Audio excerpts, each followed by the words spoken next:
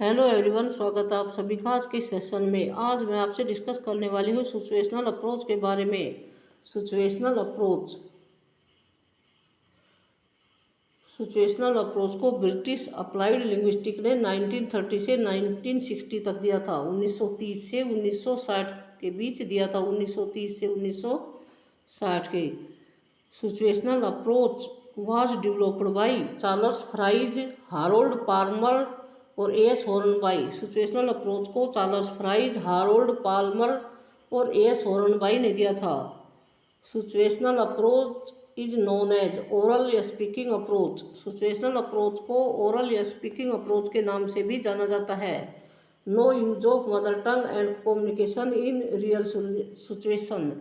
Mother tongue का use नहीं किया जाता है और रियल सिचुएशन में संप्रेषण या बातचीत की जाती है। Situational approach is that in which teacher a meaningful situation in order to use a structure. Situational approach को जब टीचर यूज करता है इंग्लिश पढ़ाने के लिए, तो वो क्या करता है, वो जो भी चीज़ बच्चों को पढ़ानी है उससे रिलेटेड मीनिंगफुल सिचुएशन क्रिएट की जाती है। तो यह प्रश्न एक बार रीट में पूछा गया था कि किस अप्रोच में मीनिंगफुल सिचुएशन क्रिएट की जाती है। सिचुएशनल अप्रोच में। किसमें? सिचुएशनल अप्रोच में। For example, suppose a teacher wants to teach the structure on the table.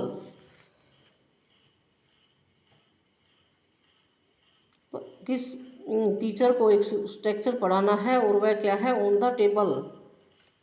For this he can create a situation by putting different items on the table. Teacher को बच्चों को पढ़ाना है, क्या होता है ऑन द टेबल का meaning. तो टीचर डिफरेंट आइटम्स को टेबल पर रखेगा और उससे बच्चों को पढ़ाएगा सिचुएशन क्रिएट करके। For example, a pen is on the table. A pen is on the table. पहले टीचर क्या करेगा, टेबल के ऊपर एक पेन रखेगा और फिर बोलेगा a pen is on the table. तो बच्चों को उस चीज़ को बाद में रिपीट करेंगे, बच्चे भी उस चीज़ को बाद में रिपीट करेंगे कि pen is on the table, pen is on the table.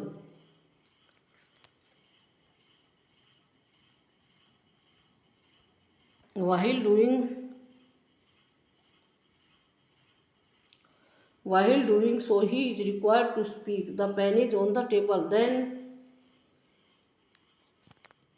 पहले यह टीचर बच्चों के सामने पेन को टेबल पर रखेगा और फिर पेन की जगह वो डिफरेंट आइटम्स रखेगा।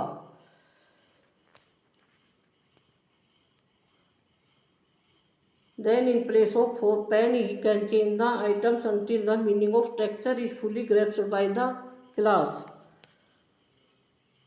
फिर पेन की जगह वो डिफरेंट आइटम्स रखेगा। पेन की जगह टीचर बुक रखेगा और बोलेगा कि book is on the table. फिर पेन हटाकर डस्टर रखेगा तो duster is on the table. इस तरह से डिफरेंट तरह के आइटम्स को आप रिप्लेस करते चले जाएंगे, टेबल के ऊपर रखते चले जाएंगे, तब बच्चों को ऑन द टेबल का मीनिंग समझ में आ जाएगा।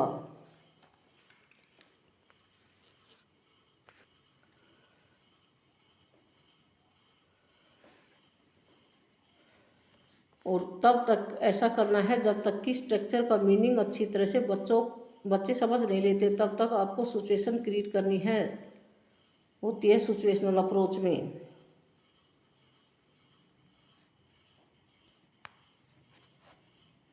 टाइप्स ऑफ सिचुएशंस के प्रकार कितने होते हैं? दो। Real situation which can be experienced directed through our sensory organs। ऐसी सिचुएशन जो बच्चों के सामने हो रही होती है, जो हमारे एक्चुअली सेंसरी ऑर्गन्स है, जैसे आँख, नाक, कान, उनके द्वारा जो हमको जो भी लाइव दिखता है। जैसे कि मैंने बोला कि अगर आपको ऑन द टेबल पढ़ाना है तो टीचर ने पेन उठाकर टेबल के ऊपर रखा, तो वो एक रियल सिचुएशन है जो एक्चुअली बच्चों ने टीचर के सामने परफॉर्म की। हर चीज़ रियल सिचुएशन से तो नहीं पढ़ाई जा सकती। नंबर 2, आर्टिफिशियल सिचुएशन में chart, model, pictures, graphs and flash card etcetera. तो आर्टिफिशियल सिचुएशन में किस किस का प्रयोग होता है? Chart, model, pictures, graphics and flash card etcetera. Characteristics, विशेषताएं। A appropriate material are use to create proper situation. Situation create करनी होती है टीचर को, यह बात आप समझते हैं। अब आप सिचुएशन क्रिएट करने के लिए ज़रूरी है कि आप एप्रोप्रिएट या उचित मटेरियल को यूज करें। मतलब किस चीज़ से आपको सिचुएशन, किस चीज़ में आपको सिचुएशन यूज करनी है आपको पता होना चाहिए, चाहे वह रियल हो या आर्टिफिशियल हो।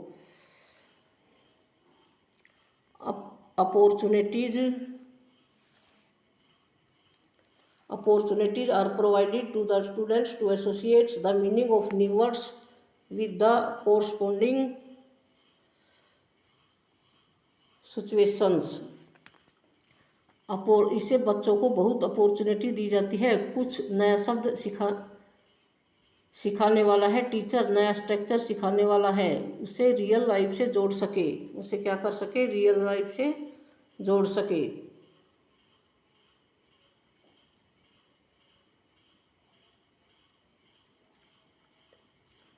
Teacher ask questions about the creative situation and answer them himself.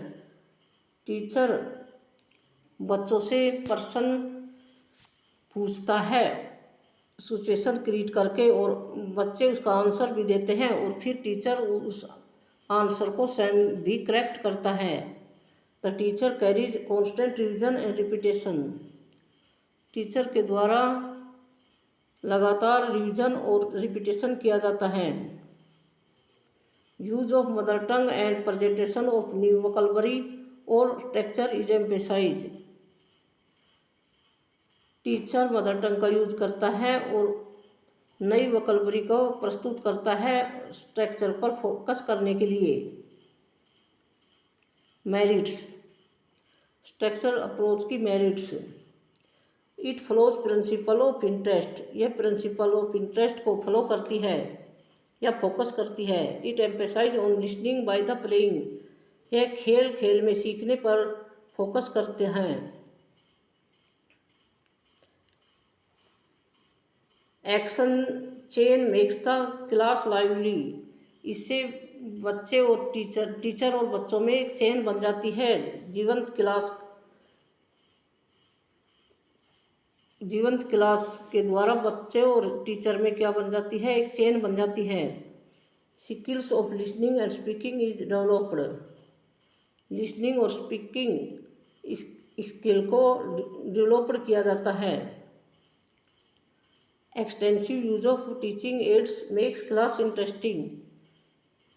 Teaching ads का अधिक प्रयोग से क्लास क्या बन जाती है? इंटरेस्टिंग बन जाती है। डीमेरिट्स, इसके डीमेरिट्स क्या हैं? सूटेबल फॉर लोअर क्लासेज, ये लोअर क्लासेज के लिए सूटेबल होती हैं। It is not possible to teach prose, poetry and composition by this approach. Situational approach के द्वारा प्रोज, पोइट्री और कंपोजिशन को पढ़ाना संभव नहीं है। Lesson can not taught by this method. Lesson को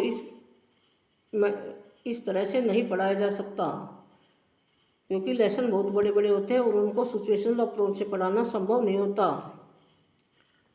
excessive drill and repetition makes class dull and monotonous.